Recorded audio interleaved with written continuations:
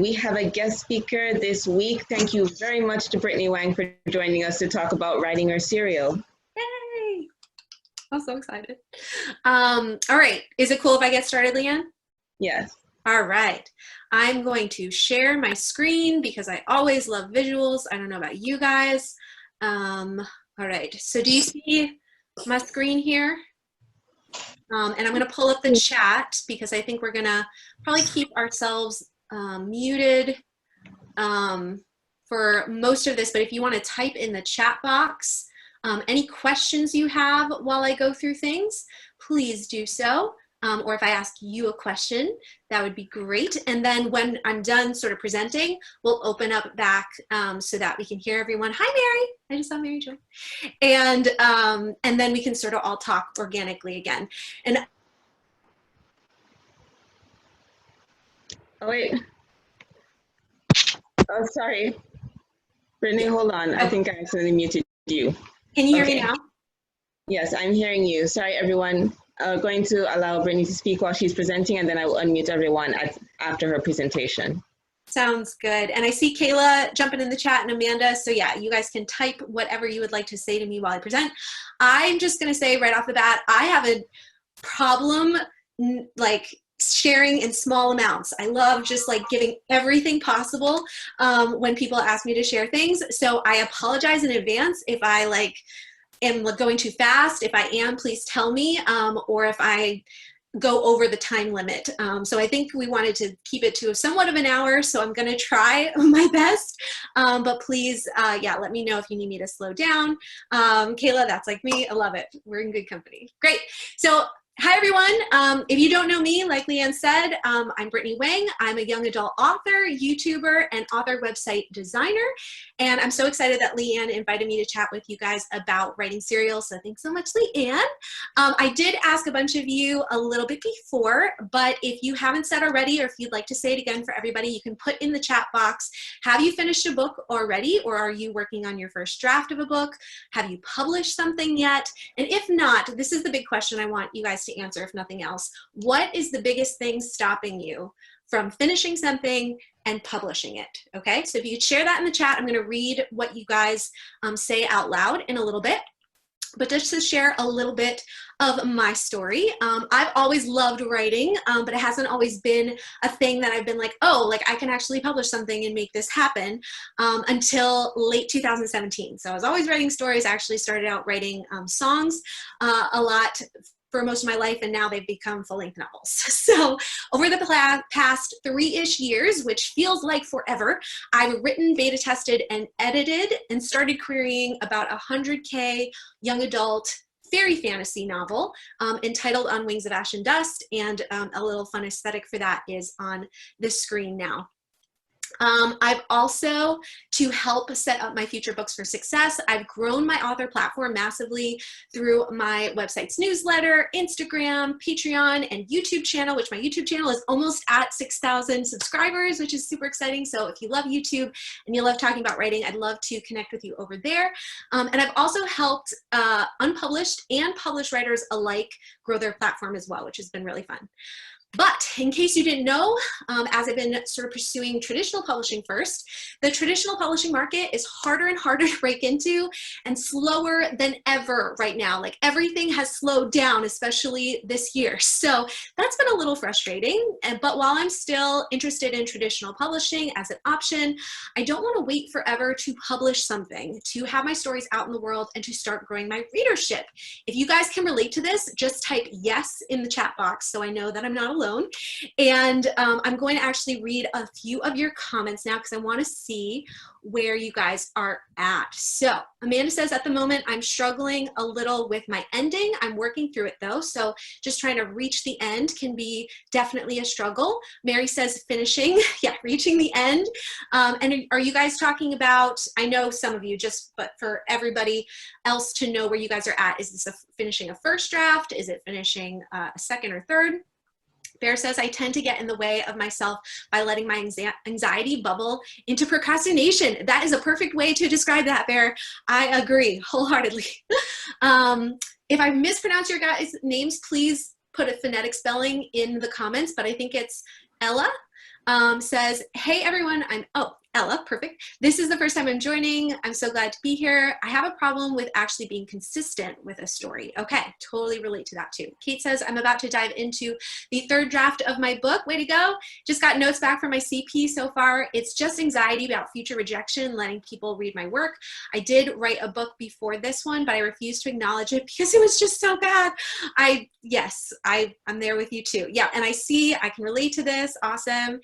David from England is a first-time writer, ditched first attempt and starting again, struggling starting and getting the plotting, thinking of writing a shorter novel than the long version. David, you are going to love this this webinar then. Yeah, Amanda's saying, I don't want to wait forever to publish. Emmy's saying, my first book is in the printing phase. That's so exciting. Ella says, this is continued from before, basically to say I keeping up with one storyline is hard as more ideas pop up leading to the disappearance of the main or original idea. Totally get that. Tori, I'm a brand new writer. Yay! I have tried to write, but I always struggle finishing. I'm working on my first draft of a witch story. Very cool. Bear like bear. Yes. Thank you, Bear. I'm at the beginning of my first draft of my retelling, says Dania. Yep, I'm struggling with the beginning of the first draft, struggling with procrastination and anxiety, says Kayla. And Amanda, all right, I'm going to read two more and then we're going to move on. Amanda says, my situation is a little weird. I'm working, editing, and revising a portion of my story because I have to submit it for my thesis class in school. So good and bad having a deadline. So the first portion of my story is in the second draft and the second half of my story is in the first draft. Oh man. And then Lori says, working on two different books at once, one of which is this group and the other is with a content editor right now, two different genres. So exciting, you guys. Yeah, so many ideas. Okay, well, for me, I started to get more and more hopeful and excited when I started hearing about serials. And for anyone who doesn't already know what a serial is or how it differs from a normal series of full-length novels and why it might be helpful for especially new writers like a lot of us, let's talk about what a serial is. It's basically, this is my favorite way to encapsulate it, it's like a TV show but in book form. Instead of writing and publishing a full-length novel series, you write and publish a series of shorter episodes, and we'll talk about length in a little bit. These are fast release, so they come out anywhere from like every day to like once a month to help grow your readership and keep them engaged. Becoming easily bingeable content. You guys like Netflix or different things like that where you can just watch episode after episode after you build up a serial with like short episodes that people can more or less read in like a day. They're ready for the next one and your series becomes bingeable. Now, you might be wondering by short episodes, how long are we talking? What exactly is the word count for a serial? Well, honestly, it really depends on what kind of serial you want to write. In this webinar, we'll talk about 4 different kinds I've seen done, including which might be right for you. But generally, as long as each episode or installment is under the normal 50K words or 50,000 words, which is considered a full-length novel, you might want to think about your story as being a serial. I'd also check where you are looking to publish some of these things. If you're looking to self-publish, because I've heard that Amazon standards might count about 40K as a full-length novel as well. So that's just something to look into. So in this webinar, I know I got a little bit ahead of myself, but I want to get those questions out of the way. In this webinar, we'll talk about the following, okay? I'm gonna share 5 benefits of writing and publishing serials for new writers. So these might, if these apply to you, it might be cool to consider writing a serial. I'm gonna show you 4 different kinds of serials with examples. So that's gonna be fun, so you can sort of see which one might apply to you and your story idea. I'm gonna share a couple different resources I found helpful in case you are looking into doing this yourself, and a little bit about how I plot my serial, my particular process. Again, everybody's process is different. Some people don't plot until they've written the first draft. I'm a big plotter, so I like sort of having a general outline before I start. So I'm going to share a little bit about that, and then I will answer some of your questions at the end. All right, let's get into it.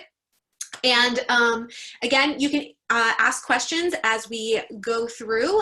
Some of you might be taking notes, but I'll get through it as fast as possible, and then we'll chat a little bit. So 5 benefits of writing and publishing serials for new writers, and really for a lot of people, but especially new writers.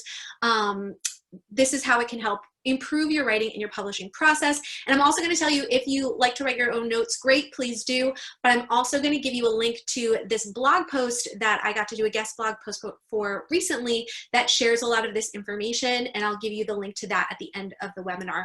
So just in case you're like, I just want to sit back and listen, all of this information will be in that blog post at the end. All right, so benefit number 1 is that writing serials can improve your writing, and you can write faster and you can finish things faster, okay? While a normal novel is typically 50 to 100,000 words plus, each episode of a serial generally ranges from about 17 to 25K. And again, we'll talk about how sometimes they're shorter, sometimes they're longer in a minute, but that's like the general, you know, if they're published on Amazon, I've seen sort of 17 to 25,000 words.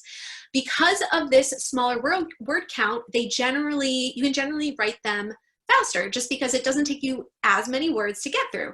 Plus, as you work on each episode, you're practicing and scaling your story structure, pacing, and character arc skills over and over. A lot of authors will say, I learned, you know, so much from writing my first book, but I learned even more from writing my second book, and I learned even more from writing my third book. And if a book takes you, like a full novel takes you like years to complete, like you've learned a lot, but every time you go to write new characters or a new arc or whatever, you're scaling your writing. So if you can do that in a faster kind of process with shorter stories, you can improve your craft with each completed story a lot faster.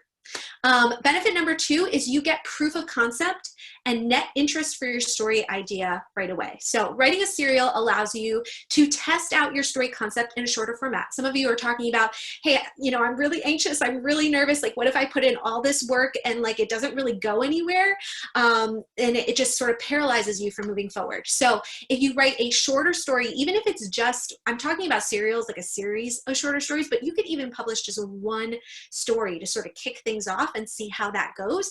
And after people read your serial, or maybe just the first episode to see how it goes, if they want more, you can follow up with more episodes or even a full-length novel that is sort of like a spin-off of your serial. If the idea doesn't catch, however, the way you hoped, you can easily move on to your next project without having spent years of your life on a story that never takes off. So it sort of can be like an experimental kind of thing to test out an idea. Benefit number 3, professional editors and cover designer benefits. First, for editors, they usually charge, so if you're going to work with a professional editor, which I always, if you're going to self-publish and you have the decision, like, am I going to work with a professional editor or not, especially if it's your first book, I highly, highly say, yes, you should invest. If you invest in anything, work with a professional developmental editor. Now, each editor usually charges by the word. So if you're publishing a shorter story, that equals a cheaper editing experience where you can learn just as much by not paying as much. And every time you work with an editor, it's like a learning experience. You're like paying for a learning experience as well. So you can also, if you're writing a serial, so multiple stories, you can even work with multiple editors over the course of your serial to see which ones you love most. So when you end up putting out a full-length novel, you know exactly what editor you want to work with. With cover designers, most serial writers start out releasing ebooks only, which purchasing an ebook cover from a cover designer is much cheaper than a paperback or hardback, because with an ebook, you only pay for the cover because they don't need the back or anything like that. But when you pay for a cover designer to do a hardback or paperback, they're designing this and this and this. So that is usually more expensive. So with serial writers, they tend to stick to ebooks only. And then some cover designers also offer deals if you purchase multiple covers at once. So if you know that, like, oh, I want my first, sort of serial to be like 3 or 4 episodes, they might give you a deal on multiple covers. And since each episode will have a slightly different cover, you can also experiment to see what design elements your readers connect with most. So again, it's like a learning experience. Then when you come out with like a full-length novel later, okay, my readers respond to this kind of cover, and I can invest more money in a higher quality cover designer who's going to do a full wrap, and my money will be well spent because I already have experience knowing what works, if that makes sense. I'm just seeing, I just saw a couple Let's see, fan fiction could help with writing too. Yes, Kayla, we're going to talk about some fan fiction or like posting things online a little bit more to test out stuff. So we'll talk about that in a minute.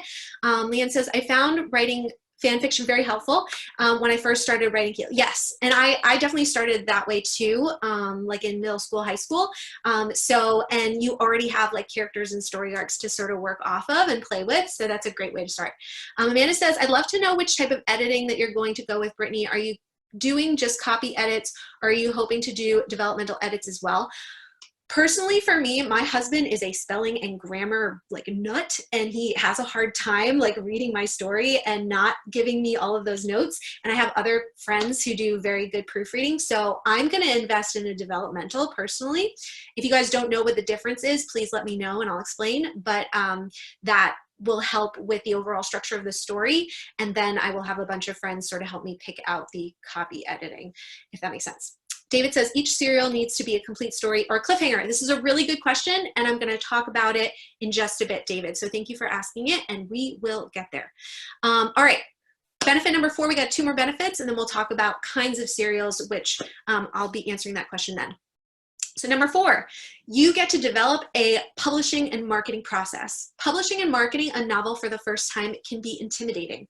With serials, many authors start small, publishing each episode as ebooks first, like I said before, and then they get more advanced with each release. For instance, I've seen some authors repackage groups of episodes into box sets and even a physical paperback with all the episodes included. So it sort of feels like a full-length novel. It just has it divided into the different episodes. Marketing also feels more organic as you do serials because you constantly have a new release to promote. So it's not like, oh, I have one book and I'm just like, buy my book, buy my book, buy my book. It's like, now I have, oh, now this week I have a new serial to promote. And oh, here's the 3rd episode I'm going to promote. And by the way, if you haven't read the other 2, here you go. There's the links for the other 2. You can start there. So marketing ends up feeling a lot more organic. And if you decide to publish a full novel later, you already have a serial for readers to check out next. So if you've done sort of a little bit of time of publishing a couple episodes of a serial and then you publish a full-length novel, when they're done with the novel, you can be like, hey, go check out my serial. When they're done with the serial, you can say, hey, if you want a full-length novel kind of thing, here's the full-length novel. So there's many ways that you can sort of play off of it. And the 5th benefit is you can build momentum and reader engagement specifically with a serial. So when you publish a novel, you might find readers who love the story, which is great. But with long stretches between publication, if you're doing full-length novels and it's a series, you run the risk of losing reader attention and momentum. With serials, new episodes might release every few days, weeks, or months, depending on what you decide to do. Fast releasing a continual story with the same characters has huge potential to build committed fans that can't wait for the next installment, sort of like when you watch a TV show and how we used to do it. Like if you have cable, so that, you know, and new episodes are coming out, you got to wait like every week. But every week on Wednesday night, 7 o'clock, your favorite TV show comes out. If you're doing a serial where, you know, a certain episode comes out every couple weeks on the same day at the same time, people start to be like, oh, it's that week of the month. I need to go get the next installment, which is really fun and definitely caters to our culture right now. Yeah. And especially if you're sort of active on social media or you get people to sign up for your newsletter, it's a great way to sort of interact with people on an ongoing basis. So that is really great. I'm going to look at the comments for a second.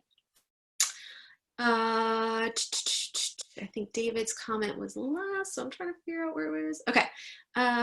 What's a developmental edit? Yeah, so Mary, there's 2 different kinds of editors. One, developmental, is more of like the structure of the story and making sure the story flows and makes sense and all of those kind of things. And if you go with like a line editor or copy editor, they're focusing on like the prose, and they're focusing on making sure that there's no typos, and they're focusing on just like the writing craft, whereas developmental is like more story. So I hope that makes sense, and we can talk about it more at the end too. Amanda's already answering a little bit too. Okay, hopefully that helped. Some of you are asking for those explanations.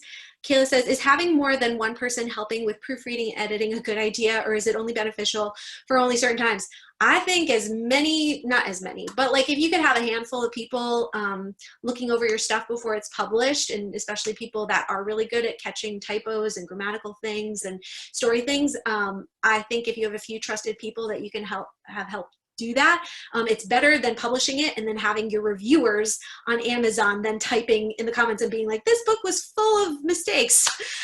So yes, and not everybody catches the same thing, so that's why I'd suggest multiple.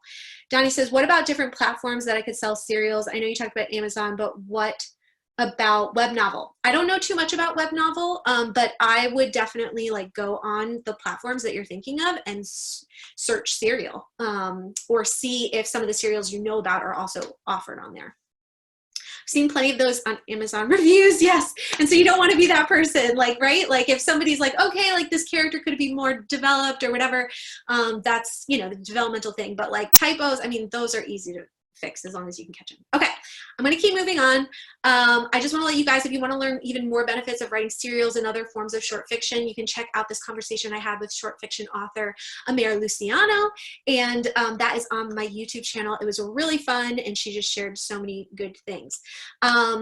Also, is the idea of publishing your own serial sounding appealing? Are you wondering what kind of serial might be right for you? Well, we're going to get into it right now. Here are just 4 of the many ways I've seen serials done. The first is you can release actually like a full-length novel if you're working on one chapter by chapter, and we'll talk about what that looks like in more detail in a second.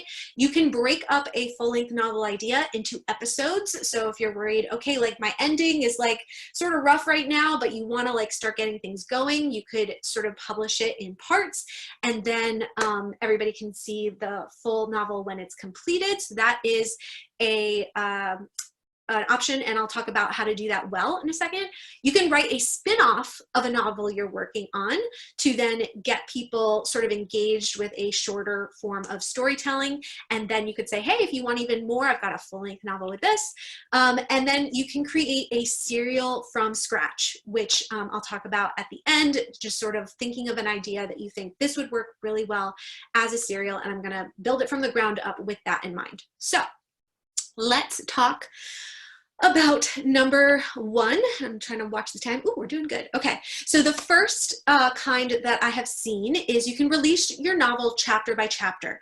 And so many authors do a form of serials where they do this on a platform like Wattpad. So let me know if you haven't heard of Wattpad before, and I can explain it more, but Wattpad is a platform. They can do it on their author blog, which I've seen them done, or through your newsletter. So you could send like a chapter a week or a chapter a month through everybody who's subscribed to your newsletter if you don't want to put it out there like super publicly. Though you wouldn't be publishing your story for profit this way, so any of those kind of ways would be more, hey, I'm giving this for free. You also wouldn't have to invest money to hire an editor or cover designer. So you're not investing money, so you're not losing money, but you could be gaining some other benefits. So your story, benefit number 1 to doing this is your story is technically published somewhere. It is now a great tool to market your writing and grow your readership. You know, a lot of people are like, hey, I'm coming out with something, but like nobody knows if they even like your writing yet. So if you put out something that is faster to write, that you're not as invested in, that you need to make money off of, and you want to use it as more of a marketing tool and getting people to know your writing, and that's your goal, this might be a good option for you. Some authors even use this method to get feedback on their stories as they write them, and then edit and publish the story later, and then they make money on it afterwards. For example, as you can see on the screen, I've recently saw Sarah Cannon, who is another writer, author, tuber, doing this kind of release on her YouTube channel as a live read-along. So in each video, I think she did it like a couple times a week or once a week, she read a new chapter of the unpolished, unfinished draft of her book. So she had written it from beginning to end, but it hadn't been like fully edited, right? So she was reading it out loud, one chapter every video, live with her audience, which helped her gain interest in the story and characters. She got feedback, and it helped her connect with her fans. For anyone that rather read instead of listen to her read every chapter, she also published it on each publish each chapter on her blog. So if you're like, I am not in a place where I could do a read along out loud, the other option is, again, you could put it on your blog or in your newsletter and just tell people, hey, this is sort of what my story is about. If that interests you, like I'm going to be putting a new chapter once a week or once a month on these different formats. Then she took, so it's called The Witch's Key. She took all the feedback, she edited, and she ended up publishing it as one book that you can now purchase on Amazon. So if you guys want to check out how she did this, you can go to her Sarah Cannon YouTube channel and watch these. You can go to her blog and see what it looks like. And you can also go purchase the full-length novel and see what it ended up as. So that is a cool kind of option, okay, if you, for all those different reasons. I'm not going to repeat myself, but we're going to keep going. Okay, option number 2, or kind number 2, is you can break up your current novel into episodes. So while you can't sell each individual chapter of a full-length novel on Amazon, as far as I know, you could try dividing your current novel into chunks of chapters to create longer episodes. So maybe you have like a 20-chapter novel, and then you want to like put 5 to 8 chapters in, you know, each episode, you know, as long as that makes sense. I've actually thought about doing this with my upcoming full-length novel, and I still might. I'm trying to figure out what I want to do, but it can be very tricky. So I'm going to explain some of the hang-ups, okay? So while readers on platforms like Wattpad know that they will be reading an incomplete segment of a bigger story, book purchasers like on Amazon expect to receive a full story with a full like character arc when making a purchase on places like that. So that being said, let's think about a TV show or even a series of full-length novels again, okay? As long as each of your novel's episodes has some kind of satisfying story arc, while still letting the reader know, like by adding a twist at the end or like a cliffhanger at the end, that there's more coming, it might work. But each episode sort of has to have some kind of satisfying arc, like mini arc within it. And you can tell this too when you read like a series of like completed full-length novels and you read like book 2 and you're just like feel unsatisfied and you're just like, this was what? I have to wait till book 3? Like having some kind of cliffhanger is fine, but if there's no kind of internal arc within it, then it can feel like a letdown, which can result in bad reviews. So I believe the key here is to examine the story structure of each potential episode and ask yourself, does this segment of the bigger story still have some kind of beginning, middle, and end? If the answer is no, that's okay. Not every novel can convert to a serial successfully, but it might be worth looking into if you already have most of a novel written and you're like, is this possible? So for example, with On Wings of Ash and Dust, my fairy fantasy novel, the story is sort of divided into a competition. So there's 5 parts of the competition. There's like this beginning part that sets up the main character. And so my thought was, well, it could be cool for each episode to center around one part of the competition. So the reader feels like they've seen the beginning of the competition actually ending, and the end of it. And then there would be this like sort of continual, like now they're going to head into the next part of the competition, which each part of the competition takes place in a different part of the world.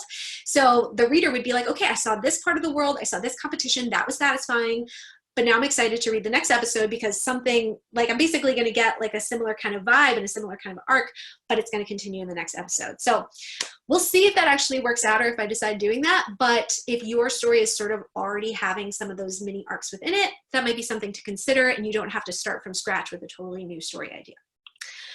Number 3 is you could write a spin-off of your novel. Also, let me know if you guys are still tracking with me and like, you know, this is all making sense and sounding cool. Just say something in the comments, say like making sense, or I love this, or whatever, just so I know that we're still tracking. The third kind is you can write a spin-off of making sense. Okay, cool. Write a spin-off of your novel is another option. So I've also seen some authors choose to write a spin-off serial that will lead up to their full-length novel. This serial takes place usually in the same world and often follows events that happen before the novel's timeline takes place. So sort of like a prequel. Sometimes they feature the stories of side characters instead of the main character.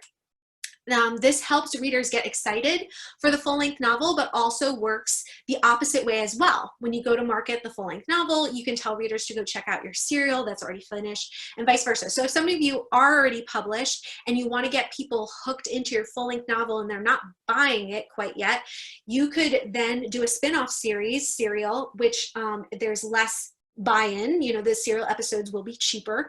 And so they maybe buy, like, you know, the first episode of your spin-off serial and they end up loving it and they read the next few episodes. And then you say, if you want to hear like the continuation of this story, go check out the full-length novel. So it can act sort of as like a funnel back into your full-length novel if you already have something out. Okay, an example of this is Amara Luciano's Gods of Fate series. It might also be God's Fate series. That might be a typo, I'm sorry. But just look up Amara Luciano and you'll see these lovely books here that she actually started writing as novellas totally separate of each other and then realized they could be sort of put in the same world. And now they are all prequels to the full-length novel she's coming out with, I think later this year, potentially next year. So number 4 is create a serial from scratch. Okay, so you have a story idea and you're like, I know right from the beginning this would be a great serial and I'm just going to start from scratch. And so a few examples I've seen done really well are on the screen. Sarah K.L. Wilson she's written a few serials. One is Dragon School, which I think was her first one, and then Bridge of Legends. If you have Kindle Unlimited, I believe both of these series are available on Kindle Unlimited, so you can also sort of binge those without having to buy every single episode. So you can check those out. Also on Kindle Unlimited is the Charlie Travesty serial by Jesse Elliott and Kelsey Sutton, who I actually got to interview on my YouTube channel and ask them a bunch of questions about how they wrote it and published it, and that was really fun.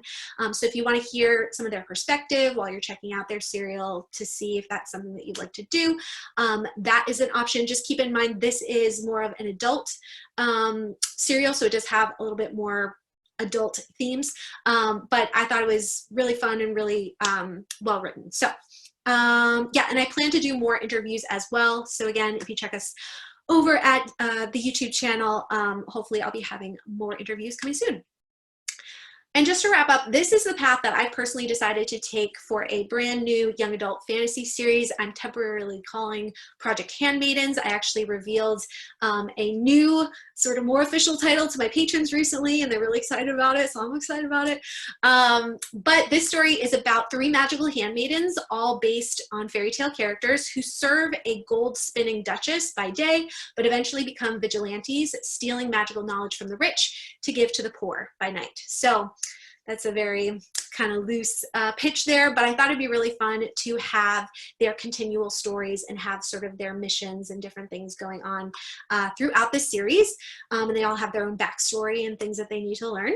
But in my research, I've seen serials that range from about 4 to 20 episodes in one season. So like, again, like a TV show, you can have a season of episodes and then have season 2 and season 3 if you want to keep going. Personally, I've decided that I want to be a little simpler and just stick to 3 to 4 episodes right now and then see how it's received. And if people want even more, then I'll do a second season kind of deal. So again, it can build on itself. Oh, you guys are so sweet. Yay. And if you want to follow my journey of writing and publishing the serial, hopefully this year, by the end of this year or early 2021, I'm sharing the updates on my YouTube channel and what I'm learning about serials every month until publication. And I am at the end of this going to give you guys a link to all the videos that have already happened so you can catch up easily if you would like to. All right, so real quick, as we move into the next segment, just let us know if if you guys have read serials before or you've seen them done a slightly different way. Please let us know. Again, I think I said this at the beginning, but I'm not like the ultimate expert. I'm just sharing what I have researched and what I'm trying. So if I haven't mentioned something that you've seen before, please let us know. Or if there's certain titles of serials that I didn't mention, please put them in the chat box so that everybody can check them out, including myself, because we're always learning. All right, so when you're deciding what kind of serial you might want to write, this could be like right away, or you might pocket this idea and be like, maybe I'll play with this in a year or so. Either way, I want you to ask yourself, what is your biggest goal when you're trying to decide what your serial will look like? Is your goal momentum and exposure? Is it just making money? Is that like the main goal? Like, I just want to get something published so I can start making money off my stories. Which one is more important to you? How do you want to promote the story long term? Does the story work when it is split up? So we already mentioned a little bit of that. How do you want to price it? So we're not going to talk about pricing in this webinar because, again, if I was going to give you guys everything, we'd be here for hours. But these are all questions I think that you should ask yourself when you're considering writing a serial, because especially with that first question, you know, if you just want momentum and exposure and you want people to read your stuff and you want to start growing readership, it might be worth like doing the free version where you're like, okay, 1 chapter a week in my newsletter, my blog, or whatever, Wattpad. But if you want to like, you're like, okay, no, I want to publish it and I want to start selling it and I want to make money off of it, and that's really like my main goal. Serials might not be the best way to overall make money long term unless you have like a lot of episodes or it really, really catches on. But it has like a lot of other really big benefits to your platform and your readership overall. I'm seeing other questions coming through. I'm almost at the tail end of what I want to share with you guys. So I want to try to get through this, and then I'd love to chat at the end. So if I miss your question when we get to like actually answering questions at the end, please retype it or copy and paste at the end, and we will get to it. Just real quick, some serial resources that I found helpful are, you can search Sarah K.L. Wilson on YouTube, and she's had a few people interview her, and she's talked about serials. These are just the thumbnails for some of the ones I found super helpful, and she's like a bestseller on Amazon with some of her serials, so learning from a bestseller in this format might be really helpful. Also, to plot my episodes, I've found it helpful to study TV show story structure. So one resource I found really helpful is how to develop a TV show video series on YouTube, and it's by the channel Studio Binder. So if you search Studio Binder on YouTube, you can check out their whole series in one of their playlists. Another one is if you have access to Masterclass or you want to purchase a subscription to Masterclass, which teaches about all different topics. One of them is Shonda Rhimes' Masterclass on TV shows. I didn't find every single thing that she shared applicable to serials, but when she talks about plot structure, there's quite a few segments of her masterclass that were super, super helpful. So I sort of combined some of that stuff that I learned with some things in Jessica Brody's Save the Cat Writes a Novel. If you haven't read this book, if you know me for any length of time, you know that I love it. But if you haven't read it, I highly, highly suggest it. And I'm bringing this up because I think you can think about a serial with some similarities to plotting a series of full-length novels, just making each episode or installment much shorter. So in Jessica Brody's Save the Cat Writes a Novel, she not only gives a fabulous outline for plotting an individual story, but in the back of the book, she also gives a suggested outline for plotting a series. And so for a novel, she'll say, like, here's the plot structure and the beats, the story beats that you should have in any story. But then the series as a whole should have an overarching story arc, overarching story beats that continue through the series. So if you're going to have 3 books, she says, you know, your book 1 is sort of like your act 1, and book 2 is sort of like your act 2. So you can sort of use the same story beats from an individual novel and apply it to the overall structure. And there's a breakdown for like if you had 4 books. So this is going to look a little overwhelming just because I won't have time to fully flesh this out today, but I've sort of developed a 5-act story structure, mainly based on Shonda Rhimes' TV show story structure, but then bringing in some elements of Save the Cat and Story Binder's thing. And this is what I'm using to develop my Project Handmaidens. And basically in one column, we have an episode outline. So these are sort of the main story beats. You can see that there's not quite as many as Save the Cat has, but they're sort of sprinkled in for an individual episode. And then when I look at a series, then I sort of translate that to each episode for the overall story arc. And again, if this is confusing at all, I want to let you know that this coming Wednesday, I'm going to be breaking it down in very thorough detail, sharing it at 5 p.m. Eastern Standard Time on my YouTube channel, where I go through the serial story structure and actually show you how I break it down and start plotting in a program called Scrivener. So I'm going to be sharing that that, so you can set your calendar if you would like to join me again. But I also, if you don't want to wait for Wednesday, I've shared this structure during an exclusive live stream with my Author Life Insiders patrons on Patreon, where I also talk about creating a publishing timeline in addition to some of the things I've already shared here. And I gave feedback on some serial ideas. So if you'd like to check that out, you can consider joining us over on patreon.com. Also, as I promised, you can find pretty much all the resources that I have shared today at authorbrittanyWang.com/serial-links. And I don't think I put actual links to the serial, like where you could purchase some of the serials I've mentioned on Amazon. I think that's the only thing I forgot to put in there. But a lot of the other stuff is there. And you can also email me at authorbrittanyWang@gmail.com if you have other questions or you're looking for a resource I mentioned that is not on that page. So that I just want to give to you real quick. And my final question before I take your questions is, now that I've shared with you all of this goodness, is anyone interested in writing a serial or converting your current novel or novel idea into a serial? Let us know that in the comments, and I'd love to take any other questions before we end.